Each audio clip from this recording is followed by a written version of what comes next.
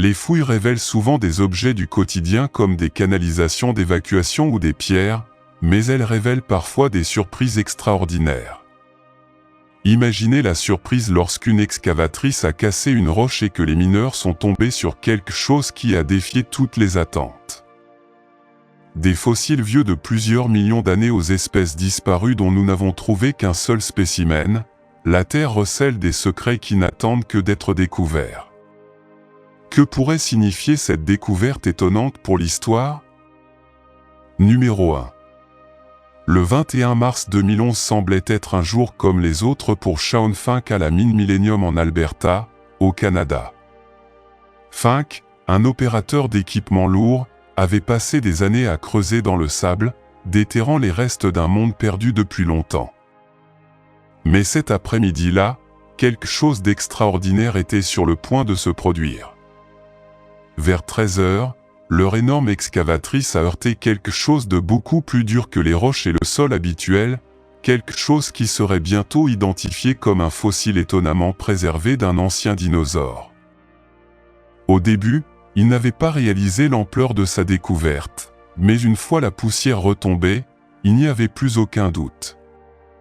Enfoui au plus profond de la Terre, il avait déterré un nodosaure vieux de 110 millions d'années. Cette découverte remarquable offre un aperçu de l'apparence et des caractéristiques physiques de cette ancienne créature, un dinosaure herbivore du Crétacé. Le fossile, décrit plus tard comme le dinosaure le mieux conservé jamais découvert, n'était pas une découverte ordinaire.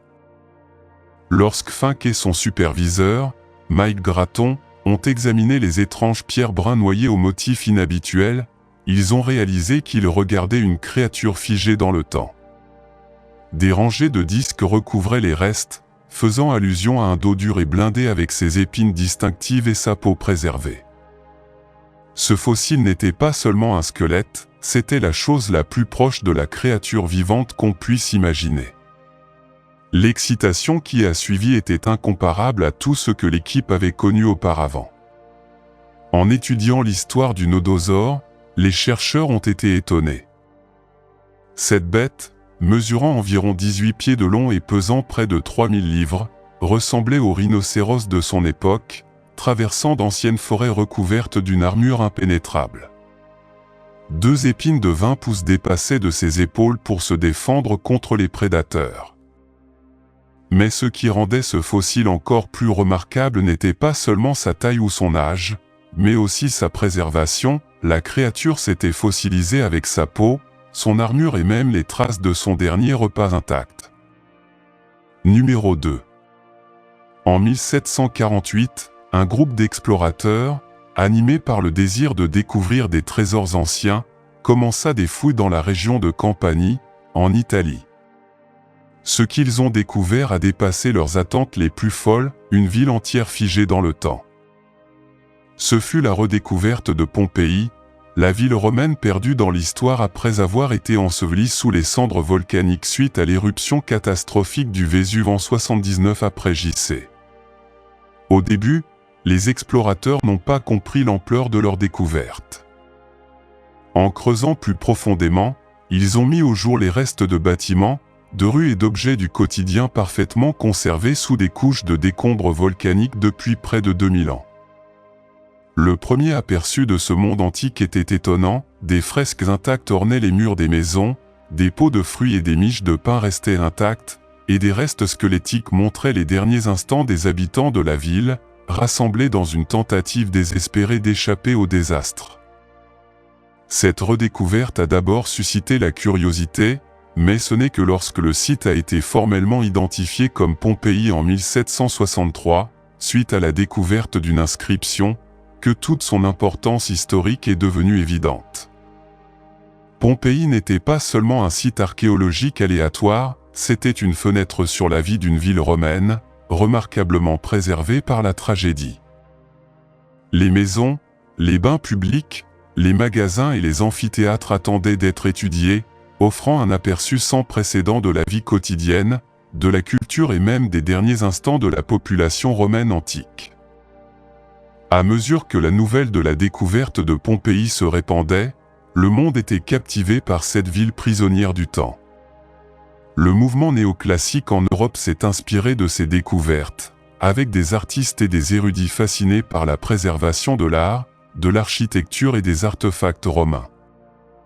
Le site est devenu une destination de pèlerinage pour les intellectuels des Lumières, consolidant ainsi sa place dans l'imaginaire académique et culturel. Numéro 3. En novembre 2023, les archéologues ont annoncé qu'ils avaient peut-être trouvé ce qui pourrait être une preuve de l'Arche de Noé en Turquie. L'équipe de recherche travaillant sur une formation géologique dans le district de Dubeyazd, près du mont Ararat, a déclaré que l'arche se trouverait sur le mont Ararat, bien qu'elle ait noté que la montagne a été étudiée depuis 2021.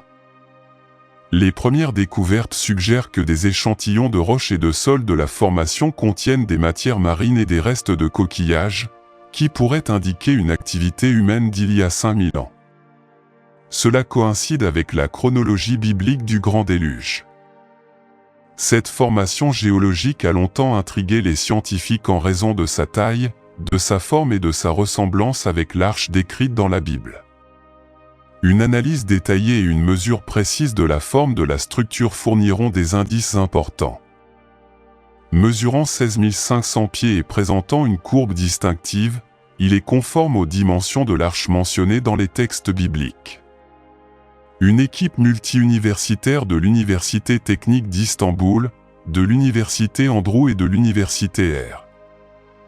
Ibrahim Chin a collecté et analysé 30 échantillons en décembre 2022, dans l'espoir de confirmer la présence de structures artificielles sous la formation. Cependant, la découverte reste controversée. Alors que certains scientifiques et chercheurs sont optimistes quant au fait qu'il pourrait s'agir de la preuve longtemps recherchée de l'Arche de Noé, de nombreux géologues restent sceptiques, suggérant que la structure est simplement une formation rocheuse naturelle. Malgré les doutes, cette découverte a ravivé l'intérêt pour la recherche de l'arche et pourrait constituer une étape importante pour les futures explorations archéologiques. Numéro 4. En décembre 1974, une Ferrari Dino 246 GTS de 1974, propriété de Rosendo Cruz, a été volée peu de temps après qu'il l'ait garée devant un restaurant de Los Angeles après un dîner d'anniversaire. Cruz avait acheté la voiture 2 mois plus tôt comme cadeau pour sa femme.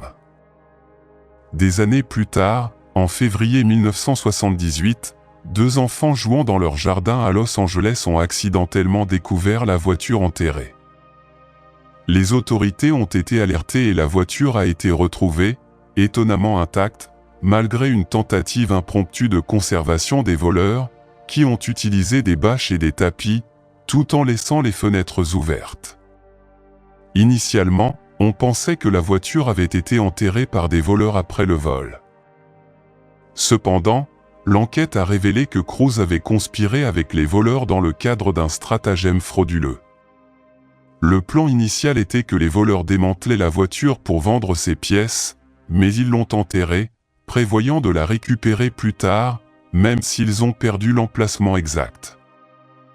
La voiture a finalement été vendue aux enchères par Farmers Insurance après être entrée en possession de l'entreprise. Le promoteur immobilier Brad Howard a acheté le Dino et l'a entièrement restauré, le ramenant en état de marche. Malgré son passage sous terre, la voiture était récupérable et, à partir de 2019, elle restait la propriété de Howard, qui la conduisait et l'exposait lors de salons automobiles. Numéro 5. En 2016, des chercheurs utilisant des techniques avancées de physique des particules ont découvert un vide mystérieux dans l'emblématique Grande Pyramide de Gizeh en Égypte. Ils ont utilisé la radiographie muonique, quelque chose d'assez similaire à une radiographie. Ces particules, issues des rayons cosmiques qui impactent l'atmosphère terrestre, peuvent pénétrer des matériaux solides comme les pierres de la pyramide. En mesurant où passent davantage de particules, appelées muons, les scientifiques peuvent détecter des vides ou des zones de plus faible densité au sein de la structure. C'est ainsi qu'ils trouvèrent dans la pyramide un trou en forme de couloir, mesurant environ 98 pieds et présentant une galerie de section similaire à celle de l'étroit couloir qui mène à la chambre du roi. Le but de ce couloir reste encore un mystère. Il pourrait s'agir d'un élément structurel, comme d'autres vides dans la pyramide qui ont été construits pour redistribuer son énorme poids, ou cela pourrait être tout autre chose. La spéculation fait partie de l'excitation. Numéro 6. Dans les années 1960, des chercheurs de l'Université de Chicago et de l'Université d'Istanbul ont découvert Göbekli Tepe, mais au lieu d'être étudié, il a été largement ignoré. Inutile de dire que cela s'est avéré être une grave erreur. Ce n'est qu'en 1994 que les fouilles commencèrent grâce à l'archéologue allemand Klaus Schmidt. C'est ainsi qu'est né Göbekli Tepe, une structure qui pourrait être le premier temple au monde. Ce site semble insignifiant comme une autre colline du sud-est de la Turquie, mais il s'agit en réalité d'une structure artificielle plus ancienne que Stonehenge et les pyramides égyptiennes, qui remontent à 11 600 ans. Avant cette étude et ces fouilles de Göbekli Tepe, nous croyions que les humains avaient commencé comme chasseurs-cueilleurs, que nous dépendions de la chasse et de la cueillette, puis nous avions appris à cultiver, à nous installer, à construire des communautés, à mesure que ces communautés se développaient. Ils construisaient des temples et sites touristiques. Cependant, la découverte de cet ancien temple change le récit. À une époque où quelque chose d'aussi simple que l'agriculture n'était pas encore établi, la construction de Göbekli Tepe est une surprise. Pourquoi les gens de cette époque se sont-ils donné la peine de créer un complexe massif avec des piliers en pierre de plus de 20 pieds de haut et pesant jusqu'à 10 tonnes? Quelle est l'importance de ce lieu? Et comment ont-ils pu y parvenir sans aucune trace écrite de cette époque? Nous n'avons aucun moyen de répondre à ces questions. Un site cérémoniel? Un endroit simple pour rencontrer d'autres chasseurs? La vérité derrière Göbekli Tepe pourrait changer l'histoire de l'humanité. Numéro 7. Environ 10 070 de ces épées anciennes ont été retrouvées dispersées dans toute l'Europe, de la Scandinavie aux rives de la Volga. Malgré leur apparence ordinaire, elles sont réputées pour être les meilleures épées jamais créées. Connues sous le nom d'épées Ulfbert, ces armes qui remontent à l'ère viking sont entourées de mystères. On sait que ces épées étaient fabriquées en acier à creuset, un matériau à haute teneur en carbone. Leur matériau et la manière dont ils étaient forgés étaient en avance de plusieurs siècles sur leur époque en Europe, avec une qualité jamais vue avant la révolution industrielle. Mais comment ces forgerons de l'ère viking en sont-ils arrivés à posséder des connaissances métallurgiques aussi avancées? Les archéologues pensent que le secret de ces épées réside dans les routes commerciales qui s'étendaient bien au-delà des terres vikings, atteignant peut-être le Moyen-Orient ou l'Asie du Sud, où la technique permettant de créer un tel acier était déjà connue. La teneur élevée en carbone de l'acier des épées Ulfbert les rend exceptionnellement solides et flexibles par rapport aux autres épées de l'époque, capables d'être tranchantes et résistantes au combat. Une autre chose étrange à propos de ces épées est leur inscription, qui se lit grossièrement « Ulfbert », d'où leur nom.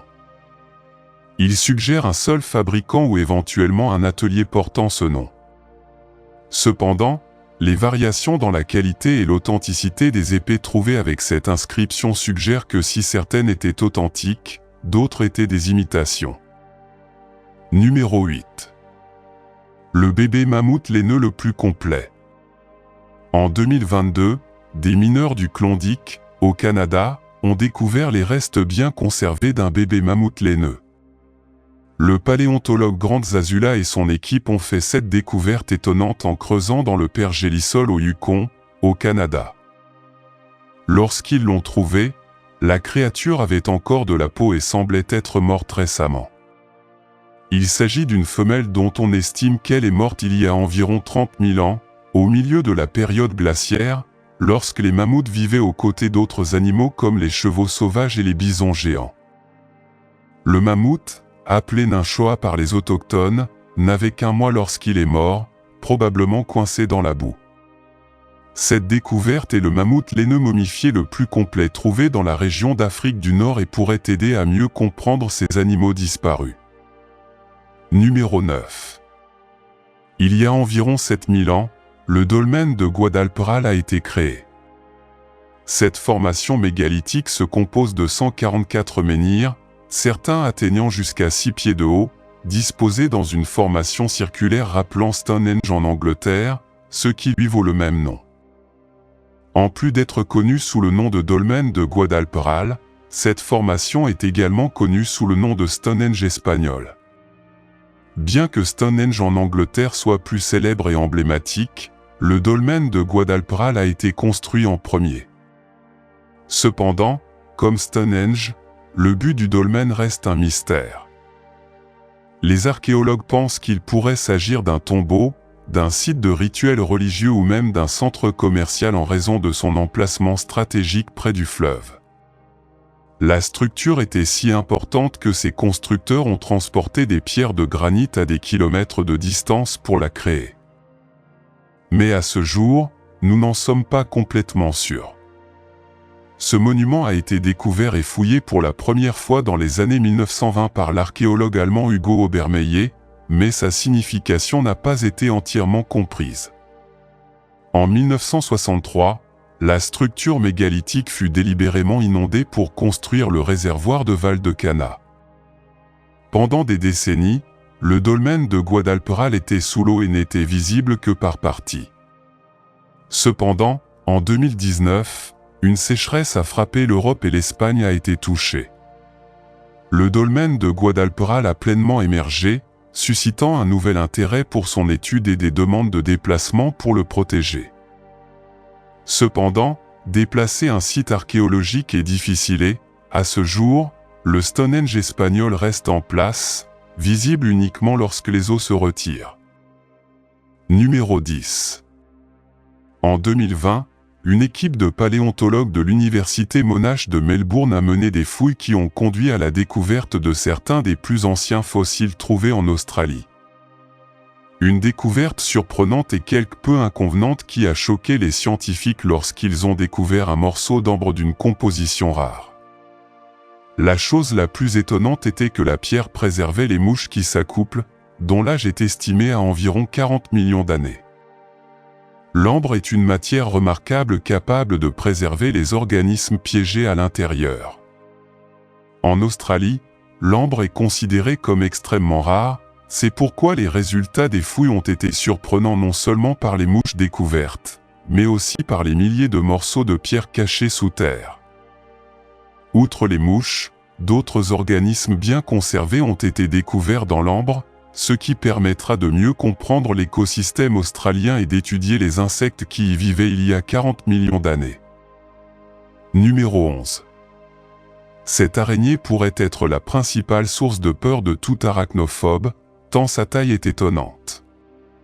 Un fossile de la taille d'une main a été découvert il n'y a pas si longtemps, mais il pourrait diversifier l'évolution des araignées en Australie, montrant ainsi l'évolution du continent au fil du temps. L'araignée géante à trappe est particulièrement importante car elle n'est que le 4e arachnide fossilisé découvert sur le continent australien. Il s'agit du premier fossile d'araignée trappe de la famille des Barichellidae, découvert par des experts du monde entier. La nouvelle espèce a été officiellement nommée Megam monodon McCluskey en l'honneur du docteur Simon McCluskey, qui a découvert ce spécimen. Il y a entre 11 et 16 millions d'années, le deuxième plus grand fossile d'araignée trappe a été découvert sur Terre. Cette créature est 5 fois plus grande que les espèces similaires actuelles. Bien que son corps ait un diamètre d'environ 2,5 cm et des pattes d'environ 5 cm, ses dimensions sont remarquables pour une araignée. La découverte offre des informations sur le passé de ces araignées. Il y a 15 millions d'années, les denses forêts tropicales australiennes ont été transformées en désert par les sécheresses du Miocène, et les araignées monodons et mégamonodons ont disparu. Ses plus petits parents survivent aujourd'hui en Indonésie, à Singapour et en Papouasie-Nouvelle-Guinée. Trouver des fossiles d'araignées trappe est difficile, car elles se cachent dans des terriers, ce qui ne favorise pas la fossilisation. Il est peu probable que l'on trouve davantage de fossiles de ces araignées en raison de ces conditions.